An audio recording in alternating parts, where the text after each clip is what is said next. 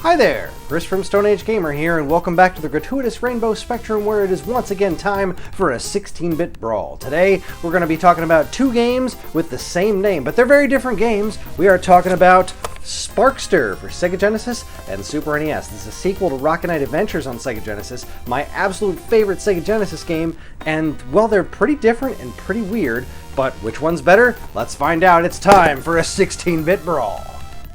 With Rocket Knight Adventures re-sparked out in the world, finally giving players the chance to experience the sheer excellence of Rocket Knight Adventures on modern platforms, there seemed like no better time to revisit the strange case of its sequel, or should I say sequels, Sparkster.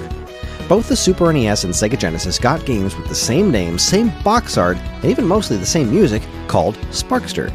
But these two games are actually completely different experiences with unique stages, gameplay elements, and character controls. And even though the music is the same, it shows up in a completely different order. It's super weird. Let's meet the contestants. First up, we have Sparkster for Sega Genesis. This game is technically called Sparkster Rocket Knight Adventures 2, but that name doesn't appear on the actual game box itself. This one is also considered the canonical sequel to Rocket Knight Adventures if you happen to be following the storyline. However, of the two, this one has the most different gameplay from the Genesis original. Sparkster's jetpack charges automatically, there's a constant slot machine mechanic running through the game, and combat is no longer projectile-based. Still, this is Konami working some serious magic in both the audio and visual departments. It's got some issues, but it's also undeniably cool. Over on the Super Nintendo, we have Sparkster. This marks the first time the character appeared on a non-Sega platform and is considered more of a side story, which is weird because this game's playstyle is much more in line with the Genesis original. You have to manually charge your jetpack and your sword shoots projectiles. It's also Konami working the magic they had been exhibiting on the Sega Genesis around this time on the Super NES. It's chock full of wild visual tricks that look super cool. The music is also spectacular, and like its Genesis counterpart, is undeniably cool. Now that we've taken a closer look at the combatants, let's see how they fare.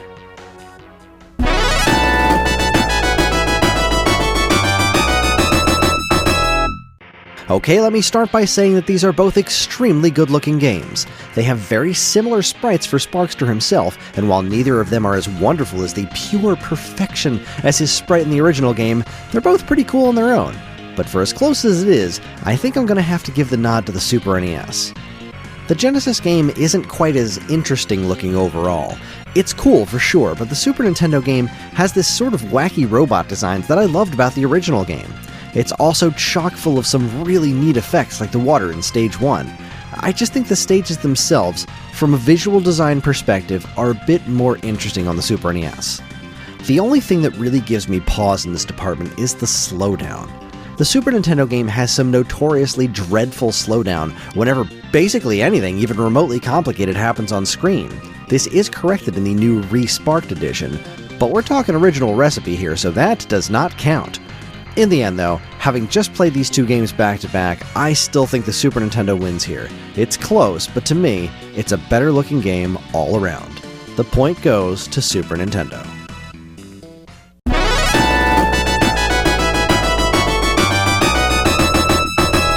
Now here we have another category that's extremely close. In fact, most of the songs themselves are actually the same. This one all comes down to instrumentation, and honestly, I can't choose. When I hear the Genesis songs, I think to myself, yes, this is as good as it gets. But then I hear the Super Nintendo versions and they're just as good, but for completely different reasons. Both soundtracks use these compositions in ways that play to the strengths of their particular platforms. It's really quite genius. That just leaves sound effects, and, well, they're pretty dang close too. The Genesis ones are a little flatulent as usual, but the Super Nintendo ones, well, they could be sharper. No matter which platform you're playing though, they're super effective and fun. These games sound excellent across the board. Looks like it's a wash. They both excel in this department, but to the degree that I simply cannot choose. This one is a tie.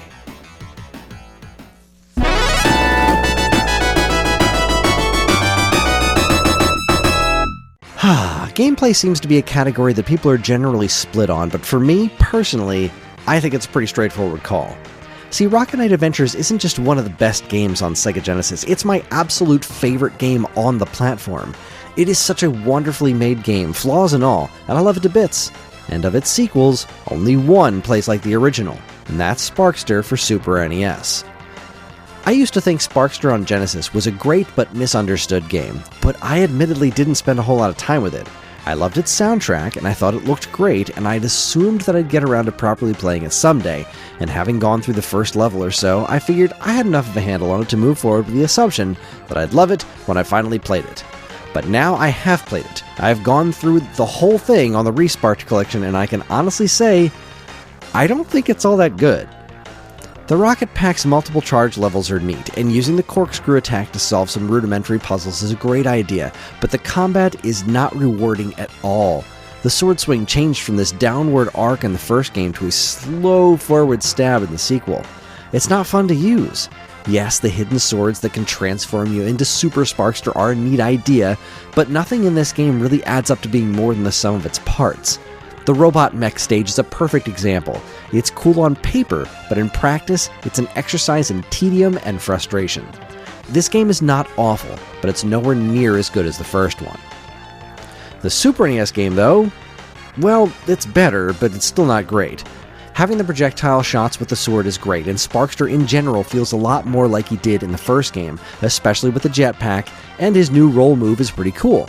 It's also got some variety in the form of a fun top-down shooter level, though the boss on that stage is complete garbage that I'm convinced you have to be lucky in order to beat, because for the life of me I cannot determine any sort of functional strategy for that battle. The music is great, the levels look cool, but it's in the actual level design itself that I think the game kind of falls apart.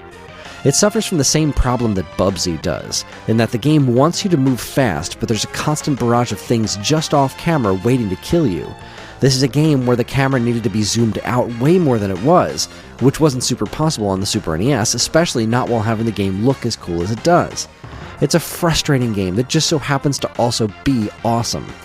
Of course, the same could be said about the original Genesis game, but that one made up for it with exceptional visual and audio design, and a fantastic personality to boot. This battle is close, but the Super Nintendo game stacks up just a bit closer than the Genesis counterpart does.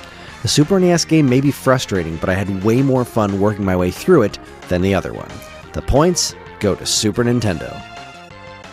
And there you have it. By using my very scientific and not at all flawed system, we have determined that the Super NES game is the champ. It's got better visuals, gameplay that's both more varied and more in line with the original, and the sound that's just as good as its competition. It's close for sure, but the answer is clear. The winner is Sparkster for Super NES. Well, there you have it, folks. Sparkster for Super NES is my pick for which one is better between Sparkster on Genesis and Sparkster on Super NES.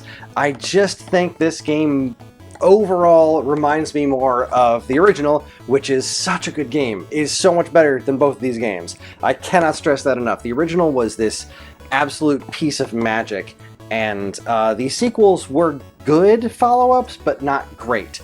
There was a third Sparkster game. It was just called Rocket Knight. It was on Xbox 360 and PS3, and it was also fine. I would really love to see a really talented studio take another swing at this property, because I think it's such a great character design, a possum with a jetpack, the whole world is great, and I think it would be really, really cool to see something new in this world. Done by a studio that really kind of gets what made the first one so special to begin with. But as far as this specific 16-bit Brawl goes, the points once again have to go to Super Nintendo, because this game, as far as I'm concerned, is just better than Sparkster on Genesis. And that's it, everybody. Thanks for watching. If you liked what you saw here today, please follow, comment, like, subscribe, share, and head down to the comments and let me know exactly how wrong I am for picking this game over the Genesis game. If you think Sparkster for Genesis is better than Super Nintendo game, tell me why, because I don't know, I'm just one guy. This is just my opinion. Who cares what I think? These are all done for fun, right? Because, really, the whole point is to play video games, and playing video games is fun. So thanks again, everybody. On behalf of all of us here at Stone Age Gamer, keep playing games.